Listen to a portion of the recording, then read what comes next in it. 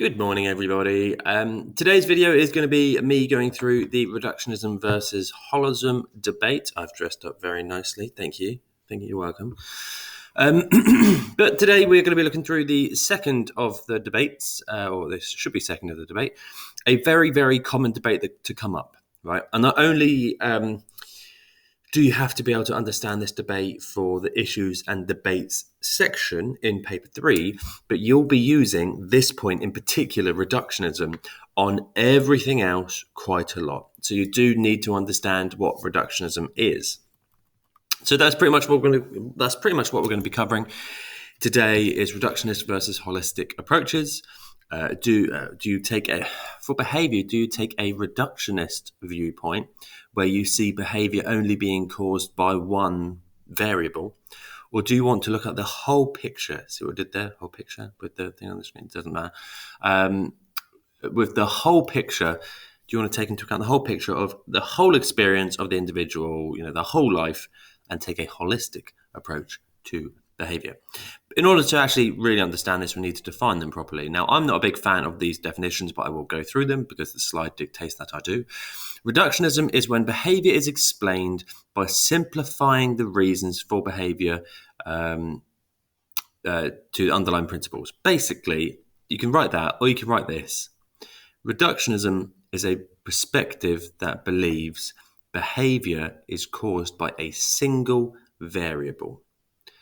Reductionism is when behavior is thought to be caused by a one single variable. So, for example, schizophrenia, which is an example I'll use about quite a lot, is caused by you having too many D2 receptors in your brain, dopamine receptors in your brain. That's a single variable. You are reducing it down to one single little thing. Any genetic explanation is reducing this complex disorder like phobias or depression or alcoholism or addictions, for example. You're reducing that down to one single gene or a couple of genes, for example. That is biologically reductionist. There is something else I want to talk to you about, though, about schizophrenia, because another theory of schizophrenia says that schizophrenia is caused by family dysfunction. And some students then fall for the trap of saying that family dysfunction is just one thing. No, it's not, though, is it? Family dysfunction is not one thing. You could split. If I say schizophrenia is caused by a gene, you can't get a lower explanation than that. As in, that's literally one single thing. If I say schizophrenia is caused by family dysfunction, that family dysfunction is not one thing. I can split that open and I could look at, and there's loads of things that cause family dysfunction, so it's a bit more complicated. So when we're talking about a single variable, we are talking about one single thing. Behavior is caused by one single thing. On the other hand, holism is not one single thing. Holism accepts that behavior should be viewed as complex, as behavior is complex, and that therefore the causes of the behavior are also complex and multifaceted. Face-ted, if you want to spell it. What we mean by multifaceted is multi-leveled, basically. There's multiple parts to it. Behavior is complex, and thus the causes of behavior are complex and not simple.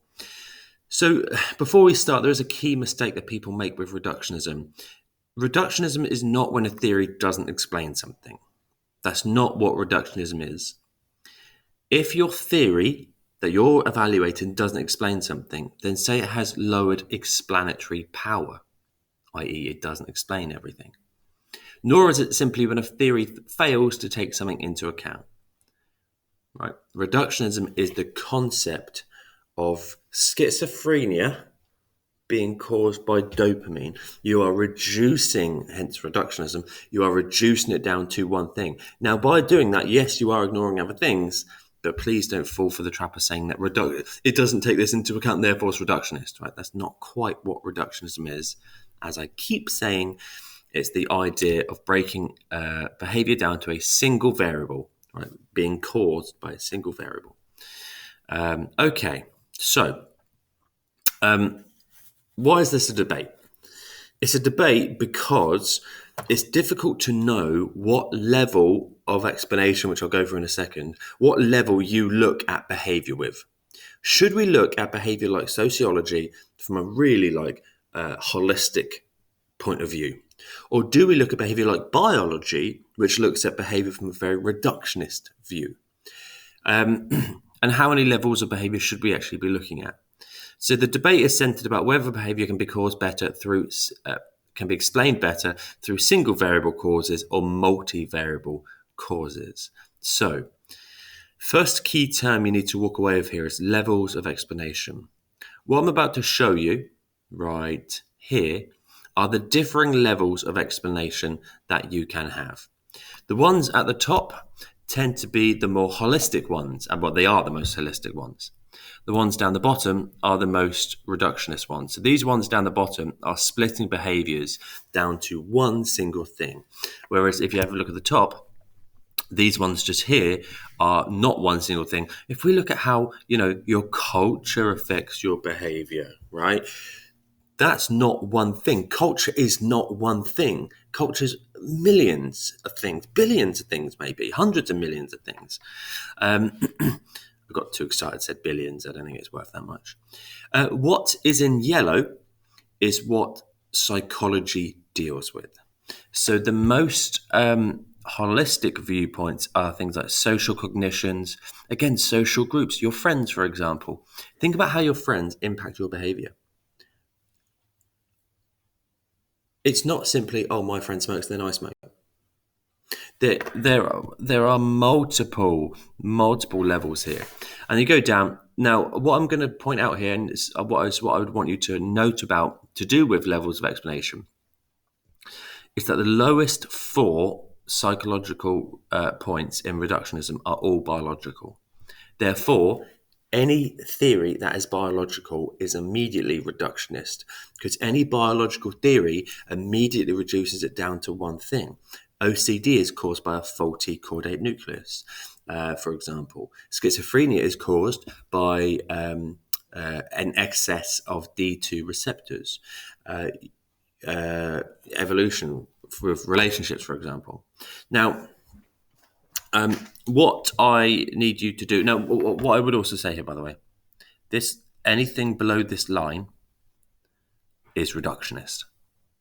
Anything above it is not reductionist. That doesn't necessarily mean it's holistic, by the way.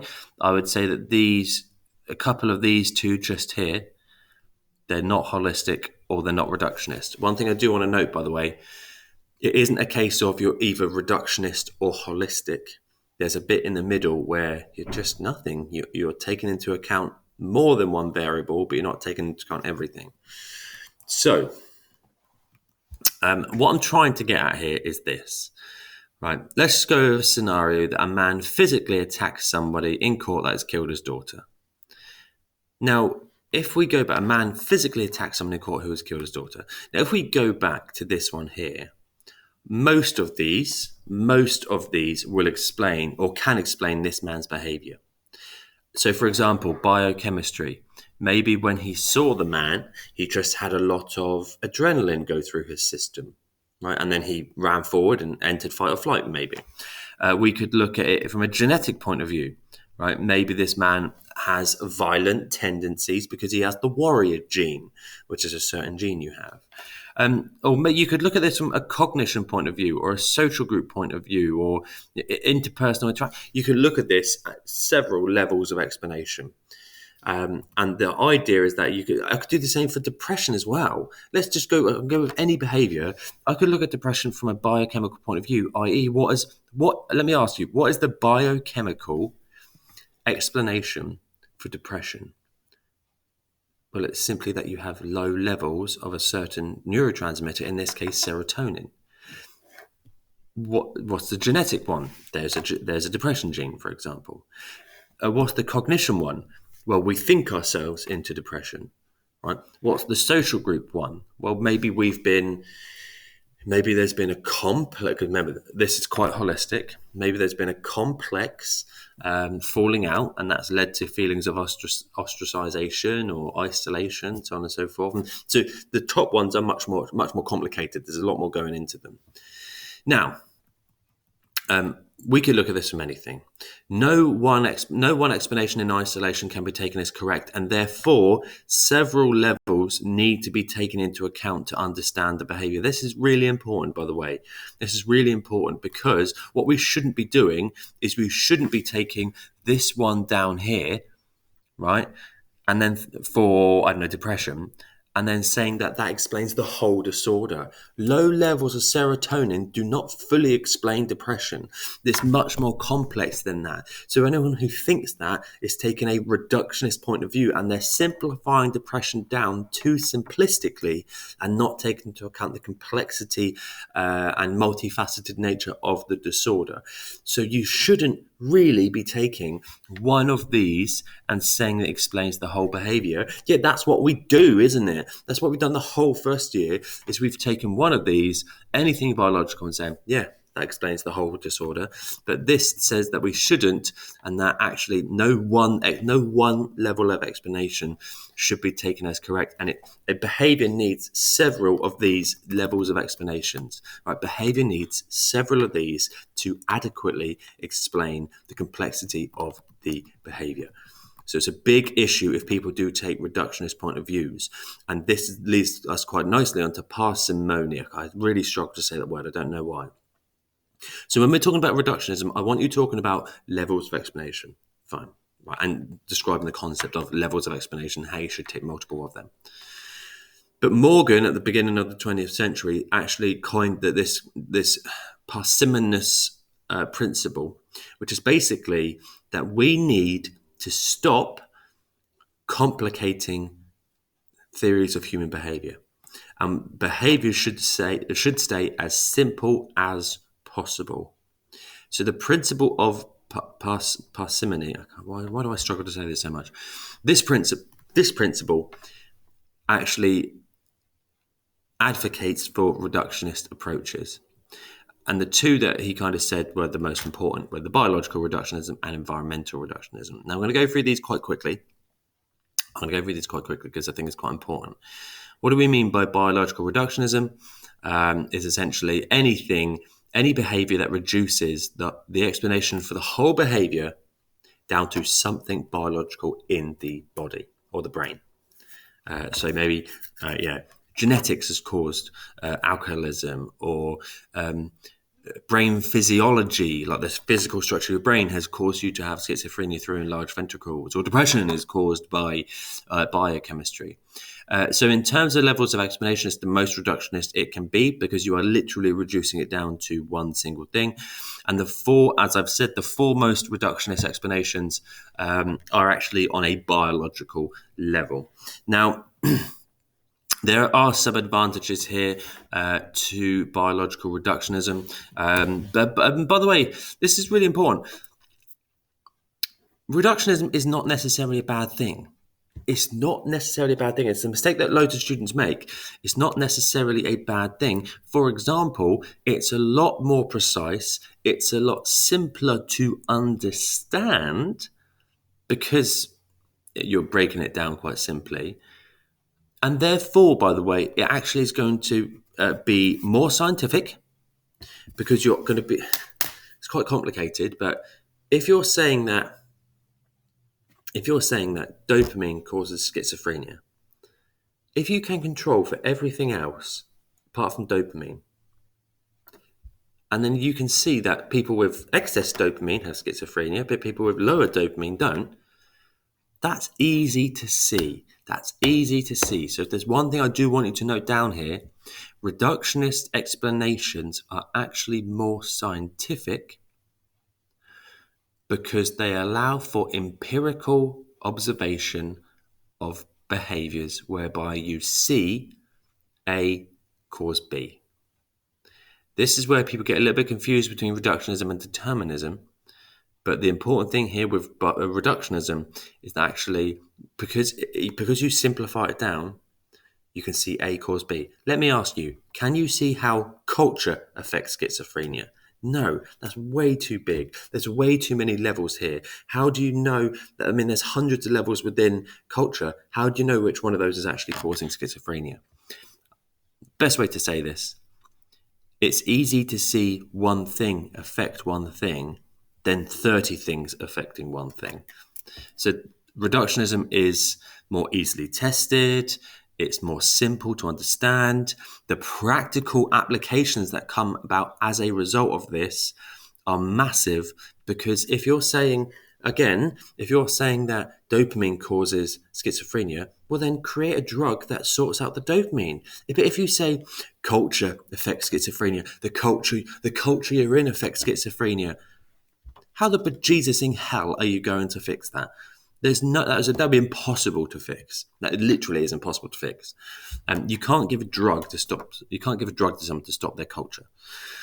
So there are actually a lot of benefits to reductionism, but the limitation here, quite simply, is that it is too simple, too limiting, and too adequate to actually fully explain the complexities of human behavior, and therefore reductionist approaches should only be taken as partial explanations.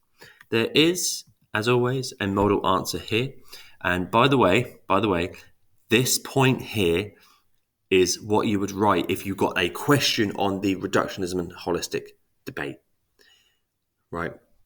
It's not how you would evaluate the dopamine hypothesis, which I'll show you in a second. So feel free to pause it. I'm going to move on. But please note here that this is actually a strength of reductionism. I don't have no, I think I've got a model negative one earlier. Now, here's where it gets a little bit more complicated. On that big inverted triangle, above all the biological ones, it said learned associations. What do we mean by this? Operant and classical conditioning. So it's absolutely crucial that you write down now that by environmental reductionism, or rather stimulus response, that is what that means. By learned associations, we mean operant and classical conditioning, not social learning theory. Social learning theory is not reductionist. It is not reductionist. Why is it not reductionist? Because social learning theory takes into account your operant and classical conditioning, but it also takes into account thinking. So you process your cognitions. So social learning theory is multiple levels, whereas operant and classical conditioning are not. So environmental reductionism is solely basically stimulus response, operant conditioning, classical conditioning. That's it. Again, advantages and disadvantages are pretty much exactly the same as the ones before, because there's no difference between biological and environmental reductionism in terms of the evaluations. So the evaluations are exactly the same. There is a model answer just here. I'm going to go through this one quite quickly because this one is a negative, it's a criticism of reductionism. So I've said environmental reductionist approaches take an excessively simplistic perspective of human behavior. Note, I haven't said the word reductionism yet. I want to save that for my elaboration because your elaboration is where you use your terms. If I were to jump the gun and go environmental reduction, I have used the word reductionism. That was a bit stupid. Anyway, parochial, that's the word I should have said. And now I need a bit of evidence here. How is environmental reductionism simplistic? Well, for example, the concept that phobias are... So you see what I'm doing here? I'm dragging in a part from the spec to add as evidence here. You can bring for the debates, you can bring any part of the spec in as evidence. I've chosen phobias here. For example, the concept that phobias are caused primarily by traumatic experience fails to take into account any cognitive processes, which may account for why individuals who experience trauma go on to avoid a phobia. It is unlikely that the process of phobia acquisition is actually this simple. That's my evidence. But my elaboration needs to go on and say why this is important. What does it mean for the theory to be too simple? Well, that's a good question. Therefore, the approach could be considered too parochial. Parochial means narrow-minded, by the way. I didn't explain that earlier. When we're talking about parochialism, we're talking about a theory being too narrow-minded, as in it's just focused on that one thing and ignoring other things. See, the approach could be considered too parochial. It assumes that human behavior is single-faceted, which is unlikely. As a result, environmentally reductionist approaches are not particularly high in explanatory power, and any practical applications that result from them are probably poorly informed. Therefore, environmental reductionism can be considered as too basic to fully explain human behavior. That is how you write a model peel. It needs to be detailed. It needs to have elaboration and good terminology. It needs depth and focus. Now, on the other hand, holism is pretty easy, to be honest. I'm not going to spend too long doing this. It looks at the whole person rather than one specific part, and it kind of says that you can't make non-aesthetic laws, and it actually believes that reductionism is too simplistic to explain the complexities and the multifaceted nature of human behavior. The holistic view accepts that potential influence. It says that genetics and biochemistry do exist. They do exist, but it's just a small piece of the puzzle, basically. So it doesn't explain the whole behavior. It's one contributing factor. That's a good term, actually. Holism believes in multiple contributing factors. Right, people are being loud outside, so I'm just going to move on. Advantages and disadvantages of holism there. As you can see, there's not a lot. You're probably not going to get a question on holism, but be prepared just in case. I would expect you to be able to make a peel out of both of those.